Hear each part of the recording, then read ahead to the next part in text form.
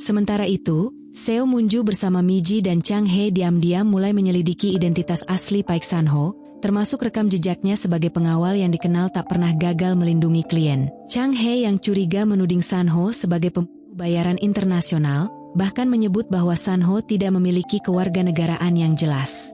Ia menambahkan, San-ho memang menjadi sukarelawan di gereja, tetapi lingkaran pergaulannya banyak dipenuhi pembelot, sehingga kecurigaannya semakin menguat bahwa San-ho mungkin agen Korea Utara. Namun Moon-ju menegaskan agar mereka tidak gegabah menuduh tanpa bukti. Menurutnya, satu-satunya cara untuk mengetahui tujuan San-ho adalah dengan merekrutnya sebagai pengawal pribadi. Malam harinya, Moon-ju teringat ucapan Chang Hae yang menuding San-ho memiliki maksud tersembunyi dengan menjadi pengawalnya. Di saat yang sama, ia membuka sebuah email dari luar negeri yang berisi kisah tentang San-ho yang dahulu menjadi pengawal khusus ibunya. Isi pesan itu juga memuji keputusan Moon-ju yang telah mempercayakan keselamatan dirinya pada San-ho. Keesokan paginya, Moon-ju pergi ke pasar untuk membawa sebongkah biji besi. Ia menyerahkannya pada seorang pemilik toko untuk diperiksa, meski tujuan sebenarnya belum ia ungkapkan. Moon-ju mengunjungi Pak Im. Saat itu mereka melihat berita tentang Presiden Chae Kyu-shin yang melakukan kunjungan mendadak ke Beijing. Moon-ju lalu bertanya alasan dibalik kunjungan itu. Pak Im berpendapat, mungkin Presiden ingin meminta Tiongkok menjadi penengah. Tak lama Moon-ju menerima pesan dari seseorang bernama Shin yang mengirim alamat Wisma Negara Tiongkok, beserta foto dua perempuan bernama Madam Cho dan Jin Suryeon, penerjemah Kim Han-sang untuk bahasa Inggris dan Mandarin. Dari pesan itu, terungkap bahwa sambutan terhadap Presiden Chae Kyu-shin tidak begitu baik. Moon-ju pun bertanya-tanya mengapa Tiongkok mendukung pecahnya perang, padahal mereka juga akan merugi. Pak Im lalu menjelaskan, jika Korea Utara beraliansi dengan Tiongkok dan negara sekutu lainnya, maka Amerika Serikat akan menghadapi krisis besar. Ia menambahkan Direktur CIA kini berada di Seoul, dengan alasan menyelidiki kematian Junik sekaligus mengawasi pencalonan Moon-ju sebagai presiden. Pak Im juga mengungkapkan bahwa pengeboman di gerbong kereta yang menimpa Moon-ju didalangi pihak Amerika, dan mereka akan terus menebar ancaman. Meski begitu, Moon-ju tidak gentar. Ia bertekad untuk melawan semua ancaman itu. Pak Im menekankan, dukungan besar rakyat Korea Selatan menjadi alasan Moon-ju menjadi target Amerika, sehingga Moon-ju harus memastikan rakyatnya benar-benar menginginkan reunifikasi damai. Malam itu Moon-ju menemui ibu mertuanya Ok Seon di halaman rumah. Ia memutuskan pindah dari rumah mendiang suaminya demi keamanan. Ok Seon curiga, keputusan itu datang dari Park San-ho, pengawal baru yang mencurigakan namun memikat banyak wanita, apalagi ia sudah 2 kali menyelamatkan nyawa Moon-ju. Ia mengingatkan, jika Moon-ju sampai jatuh hati pada San-ho, maka semua rencana akan hancur. Namun Moon-ju menegaskan, ia punya alasan untuk menyelidiki mengapa San-ho menyelamatkannya, karena ia yakin kunci misteri kematian Junik ada pada pria itu. Keesokan harinya Moon-ju benar-benar pindah ke rumah baru yang direkomendasikan San-ho. Ia membawa serta para pengawalnya, termasuk Chang Hae dan asistennya, Mi-ji. San-ho menerapkan banyak aturan ketat, seperti melarang Moon-ju meletakkan foto di samping tempat tidur maupun membuka jendela sembarangan karena bisa menjadi celah bagi pengintaian. Ia juga meminta Moon-ju menempati kamar dekat dirinya yang semula disiapkan untuk Mi-ji agar lebih mudah melakukan penyelamatan darurat. Chang Hae merasa keberatan dengan cara San-ho hingga Moon-ju memutuskan berbicara langsung dengannya. Moon-ju menegaskan bahwa ia selalu mendengar pendapat timnya, dan jika San-ho serta Chang Hae tak bisa bekerja sama, maka ia sulit mempercayakan diri pada San-ho. San-ho dengan tenang menjawab bahwa semua yang ia lakukan semata-mata demi keselamatan Moon-ju. Tak lama kemudian, Ok Seon datang berkunjung untuk melihat kondisi rumah baru Moon-ju. Ia terkejut melihat San-ho memasak di dapur, sementara Chang Hae menambahkan bahwa San-ho bahkan berjaga tidur di dekat kamar Moon-ju. Hal itu membuat Ok Seon semakin curiga San-ho berusaha mendekati menantunya. Ia pun meminta Chang Hae untuk terus mengawasi San-ho. San-ho yang mendengar percakapan itu hanya diam, namun memperhatikan keduanya dari dapur. Ok Seon juga meminta bantuan Chang Hae memeriksa kemungkinan adanya alat penyadap di rumahnya, karena ia yakin ada pihak yang ingin memata-matai dirinya sekaligus mencari tahu kebenaran di balik kematian anaknya. Malam itu, Moon-ju kembali berkampanye di hadapan publik. Ia mengingat pesan Pak Im agar mampu menyentuh hati para pendukungnya. Namun di tengah kampanye, Sanho melihat seorang pria mencurigakan di lantai 2 podium dan segera melaporkannya pada Chang He. Sayangnya, Chang He menanggapinya dingin dan hanya menyuruh Sanho fokus menjaga Moonju di dekat panggung. Setelah kampanye, rombongan bergerak ke lokasi berikutnya. Dalam perjalanan, Sanho kembali merasa firasat buruk, terutama ketika ia melihat pria mencurigakan yang sama dengan tato gangster di lehernya. Ia juga memperhatikan sopir truk mogok yang menyebabkan kemacetan. Sanho memperingatkan akan adanya ancaman. Benar saja, sebuah truk tiba-tiba menabrak mobil mereka dari belakang, disusul ledakan besar tak jauh di depan. Untungnya, Sanho dengan sigap mengambil alih kemudi sehingga mereka selamat dari jebakan tersebut. Setelah kejadian, Sanho segera membawa Moonju ke stasiun bawah tanah, tempat yang dianggap paling aman agar tidak terlacak. Ia juga meminta Moonju mematikan ponselnya demi keamanan. Sementara itu, Chang He yang menonton berita kecelakaan panik ketika melihat mobil Moonju. Tak lama kemudian, Miji datang dan menceritakan apa yang terjadi, namun mereka gagal menghubungi Moonju maupun Sanho. Di ruang bawah tanah, Sanho menjelaskan bahwa firasat buruk sudah ia rasakan sejak kampanye. Ia menenangkan Moonju agar tetap kuat karena ancaman serupa akan terus datang. Saat itu, ia juga menyadari luka kecil di kening Moonju lalu mengobatinya. Setelah kondisi aman, mereka kembali pulang. Chang He yang panik menegur Sanho karena tak bisa dihubungi, tetapi Sanho menegaskan bahwa semua itu demi menghindari pelacakan. Miji membenarkan alasannya. Tak lama, Sanho menelpon temannya di luar negeri untuk mencari tahu siapa klien sebenarnya yang memintanya melindungi Moonju. Namun temannya enggan menjawab dan menyuruhnya tetap menjalankan tugas. Kesal dengan sikap itu, Sanho memutuskan untuk tidak lagi bekerja sama dengan mereka. Di sisi lain, Chang He semakin curiga. Ia menuduh bahwa semua bahaya yang menimpa Moonju justru ada karena keberadaan Sanho. Tapi Moonju meminta Chang He tidak berspekulasi tanpa bukti. Setelah itu, Chang He mendatangi rumah Okseon. Di sana ia menemukan alat-alat penyadap di beberapa ruangan, termasuk di kamar Junsang, adik Junik. Ia menduga penyadapan dan kematian Junik berkaitan dengan Junsang. Meski demikian, Okseon tetap menaruh curiga pada Moonju, sebab seluruh harta Junik diwariskan kepadanya. Ia bahkan diam-diam meminta Chang He menyelidiki Moonju, menjanjikannya jabatan dan menghadiahi sebuah jam tangan. Malam harinya, Moonju dihantui mimpi buruk tentang penembakan Junik.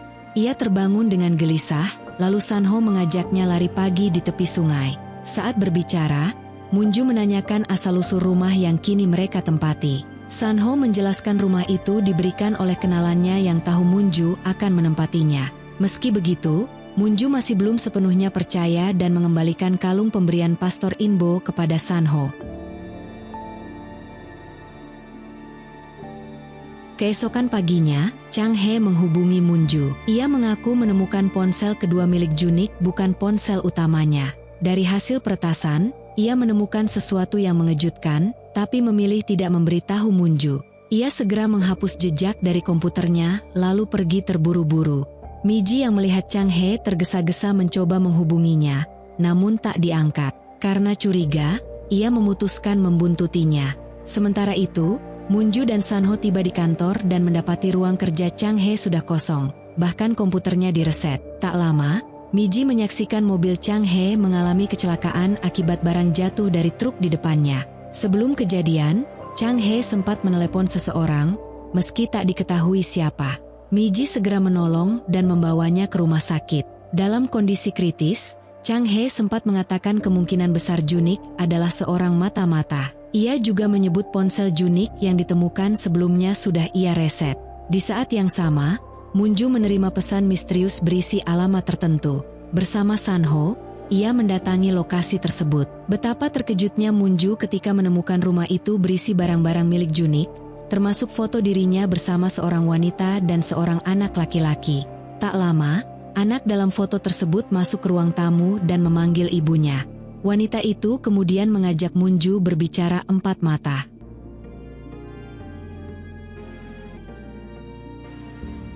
Wanita yang meminta Moonju datang ke kediamannya ternyata bernama Kang Hana, selingkuhan Junik. Dengan nada menyindir, ia bertanya pada Moonju dari mana sebaiknya ia memulai kisahnya bersama Junik. Menyadari suasana yang tegang, Sanho segera mengajak anak Hana bermain agar Hana bisa bicara lebih leluasa dengan Munju. Hana kemudian mengungkapkan bahwa ia dan anaknya sering berada di gereja yang sama dengan Munju dan Junik. Ia juga menjadi saksi mata saat Junik kehilangan nyawanya. Namun, berbeda dengan Munju yang dielu-elukan media karena keberanian dan sikap elegannya dalam membela sang suami, Hana justru histeris dan menangis hebat melihat kematian itu di depan matanya. Karena itulah, setiap kali berita baik tentang Munju bermunculan, kebencian Hana makin dalam. Apalagi setelah mengetahui Munju melanjutkan perjuangan Junik dengan mencalonkan diri sebagai presiden. Dengan sengaja, Hana memprovokasi Munju. Ia mengatakan akan pindah ke rumah ibu mertua Munju, yaitu Okseon yang merupakan rumah peninggalan Junik. Hana juga mengancam akan membuka ke publik bahwa Junik memiliki anak di luar nikah, serta berniat menghancurkan kehidupan Munju. Ia menambahkan bahwa baik ibu mertua Munju maupun nenek Junik sudah mengetahui hubungan gelapnya dengan Junik termasuk keberadaan anak itu. Bahkan, kalung salib yang selalu dipakai Munju dan dianggap pemberian Junik ternyata dirancang oleh Hana, sebuah bukti bahwa ia benar-benar ingin menghancurkan Munju. Mendengar semua itu, Munju yang marah besar segera meninggalkan rumah Hana dengan langkah gemetar. Tak lama, ia langsung menemui Okseon dan menanyakan kebenaran tentang wanita simpanan Junik. Okseon menanggapinya dengan tenang. Ia mengaku sudah mengurus Hana dan bahkan menyuruhnya pindah ke luar negeri. Namun emosi Munju memuncak. Ia mengatakan seandainya tahu sejak awal, ia pasti sudah menceraikan Junik begitu perselingkuhan itu terjadi. Okseon justru menyarankan agar Munju memanfaatkan situasi ini untuk meraih simpati rakyat, sekaligus memperkuat pencalonannya sebagai presiden.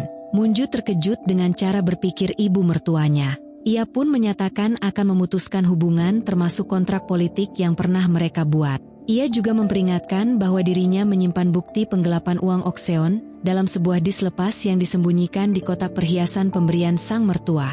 Jika suatu hari ia merasa terpojok oleh ancaman Okseon, bukti itu akan ia gunakan untuk menyerang balik. Selain itu, Munju mendesak agar Okseon segera menyingkirkan Kang Hana. Saat perselisihan memanas, nenek Junik ikut memprovokasi. Ia menuduh Munju egois dan menyinggung cucunya yang kesepian, bahkan bertanya apakah Munju sudah melihat anak dari Junik. Merasa muak, Munju segera menelpon Miji dan meminta agar seluruh warisan yang ditinggalkan Junik disumbangkan. Keputusan itu membuat nenek Junik panik hingga menampar Munju. Seusai kejadian itu, Munju meminta Sanho membawanya ke tempat sepi jauh dari orang-orang yang membuatnya tertekan. Sanho lalu mengajaknya ke padang rumput luas untuk menenangkan pikiran. Di sana Munju mengatakan ingin mencoba sesuatu yang belum pernah ia lakukan, yaitu belajar menembak dengan pistol. Sanho menuruti permintaannya. Meski awalnya tangan Munju gemetar saat pertama kali menarik pelatuk, Sanho dengan sabar membimbingnya. Saat berlatih, Munju merasakan debaran jantung yang berbeda, seolah ia benar-benar memahami maksud Sanho tentang melindungi diri. Ketika kembali ke rumah, tangannya masih kaku karena hentakan pistol. Sanho yang menyadari hal itu pun memijat tangannya agar lebih rileks. Keesokan harinya, Pak Im menggelar presentasi, mengajak para pemuda untuk turun ke jalan demi mencegah terjadinya perang. Namun sebagian menolak idenya.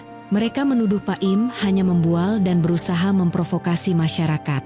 Malamnya beberapa peserta seminar mendatangi Pak Im, memperingatkannya bahwa ia akan dilaporkan sebagai mata-mata. Tak berhenti di situ, mereka menutupi wajah Pak Im dan menghajarnya hingga ia terdesak. Tak lama kemudian, Pak Im segera dibawa ke rumah sakit. Saat itu, Munju datang dan langsung menanyakan apa yang terjadi padanya. Dengan kondisi lemah, Pak Im berpesan bahwa hanya Munju yang bisa menjalankan apa yang ia katakan, sehingga ia harus segera bertindak. Ia menjelaskan bahwa di Beijing sedang terjadi kesepakatan antara Presiden Korea Selatan Choi Kyu-shin dengan Amerika Serikat mengenai serangan ke Korea Utara. Pak Im juga memaparkan 3 tanda yang menjadi sinyal perang akan segera diumumkan. Pertama, pembangunan penghancur bunker untuk menyerang pangkalan bawah tanah Korea Utara yang kini ditimbun di Okinawa. Kedua, keberangkatan kapal selam nuklir strategis Amerika yang berhasil terpantau satelit Rusia. Dan ketiga, evakuasi warga sipil Amerika. Jika saat itu radio militer Amerika memutar lagu Natal Frank Sinatra, maka perang sudah tak terhindarkan. Namun tak lama, beberapa orang datang untuk menangkap Pak Im. Ia tetap menenangkan Munju, mengatakan akan baik-baik saja, dan meminta Moonju segera menyampaikan pesannya pada publik.